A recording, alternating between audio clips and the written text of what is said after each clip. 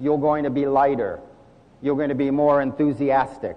You're going to be more engaged. You're going to remember some extraordinary things about who you are and what you do in the world. You're going to remember some tools and some abilities that you have that you may have forgotten, and you're going to touch into some dreams that are there inside of you today that can help ignite an incredible number of possibilities for the rest of your life. And I just believe that every single one of us has what the poet David White says is called the radical edge. Every one of us has it.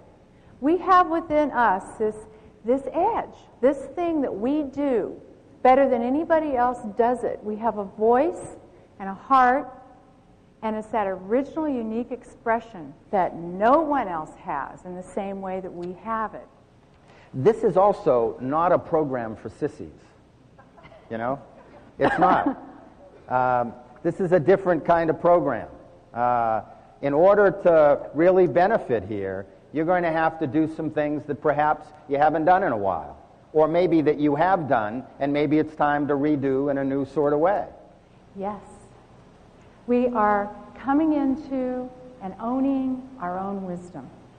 And it's this wisdom and the nurturing and the care that can come with it that is so valuable in these times. Our world is so hungry for this. We're going to be dealing with a lot of practical stuff, because whether or not we like it, we go through a life in this thing, this vehicle called the human body. And the human body requires a focus on diet, on exercise, on a whole series of disciplines that help us lead more empowered, more connected, more alive, more awake lives. In the discipline of yoga, if you are even an evolved student, you come to the practice each time with what is called a beginner's mind. You start all over fresh, and that's what we want to invite you to do. Yep. Yeah. See? I remembered. We have a book called Say Yes to Change, so we're pretty big on the word yes. And why don't you begin? Okay, so 3 letters, powerful word. The more we say yes, the more it opens up opportunities and possibilities. The more we say a 2-letter word called what? The more we limit ourselves, okay? So let's do a quick experiment. The heart has its own intelligence, and in fact has more of an impact on our emotions and our physiology than we ever thought was possible. And that the heart has an actual connection with the brain. Okay? So let's prove them right or wrong, okay? Let's try it, a little experiment. Would you do that with me? Most of us spend an enormous amount of our lives trying to be in control. Of what, I'm not sure, but we spend a lot of times trying to be in control.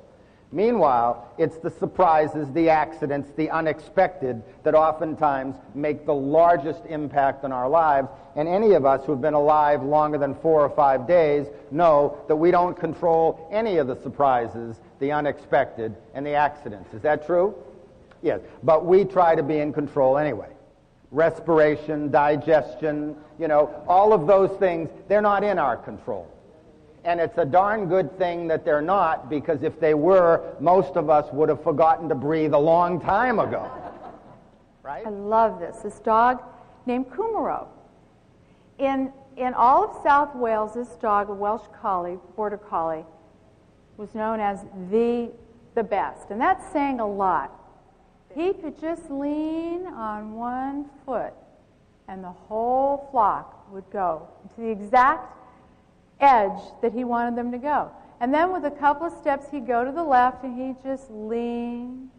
And this focal point that he had, this power, this radical edge that Kumaro had, that the young guys didn't have. Not that it's not terrific to be young and have that youth spirit and be able to run up and down, but it's the inside, it's that core that Kumaro had. And it's a power. It's that energy that he had. He distilled it. We can no longer sit on the sidelines and hope that some other generation is going to be responsible for saving our world. That's our job. To reinvest value to reinvest care, to reinvest heart into a world that is so desperately in need of it.